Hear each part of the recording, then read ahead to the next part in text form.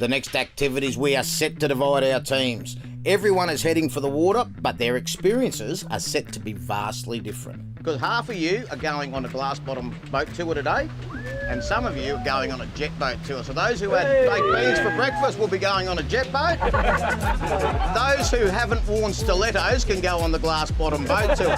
Both tours are run out of Airlie Beach by Pioneer Adventures.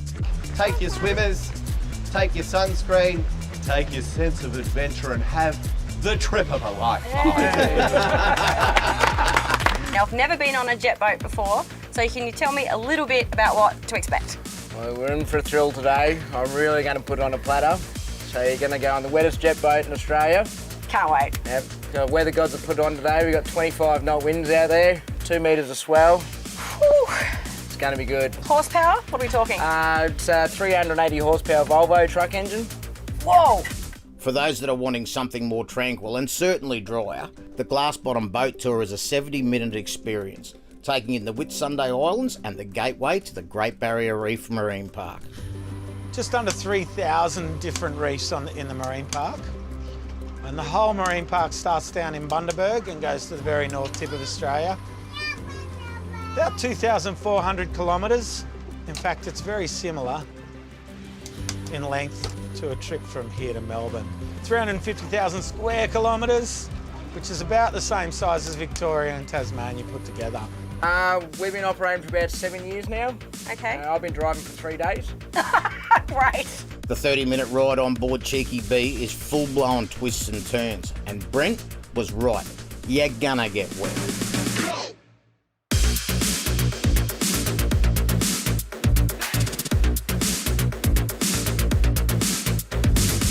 Okay, so the other guys that we've been with have actually headed off on a glass bottom boat tour. Yep.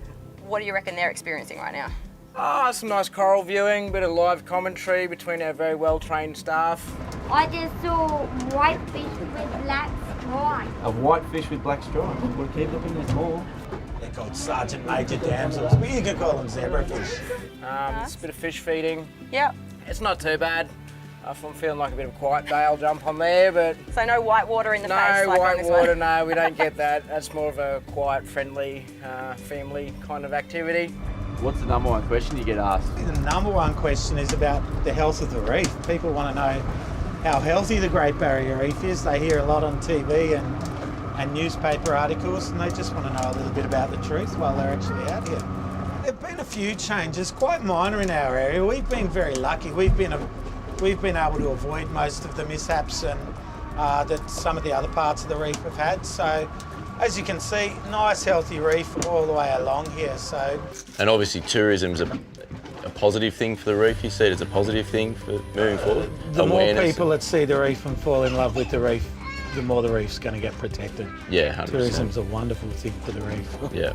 Yeah, if no one knows about it, no one's going to do anything about it. Exactly. Yeah. I think we just need to all be conscious of the fact that whatever we do has an impact further on. So recycling, putting things in the rubbish have an impact. And the world's moving in the right direction. Yeah, it's not about perfection. I think it's just about small improvements. And the expert commentary was not confined to the tour operators. Harrison had a little bit of wisdom to impart along the way as well. Hey, Brett, have you ever heard of an immortal jellyfish? I know there's about 4,000 different types of jellyfish, so I haven't heard of all of them. They can turn from an adult into a baby. Can they? So they just keep going over and over again. Yeah. Meanwhile, in amongst the thrust and parry of the jet boat, Tom took to the protection of a snorkel. And as is quickly becoming the north, both Harrison and James needed the steer of the boat before the tour finished. It was great. It was a bit like Well, yeah, I'm going to have my arms up. I'm going to put one on. We didn't get wet. Wet? Not at all. Not one dry bit on me at all. Not one. You said it was as if we'd be swimming in. Yeah. Got that right? Kind of figured as soon as we sat on the seat before we started, my bum was already wet. It's like, Definitely do it we again. do that again. So much fun.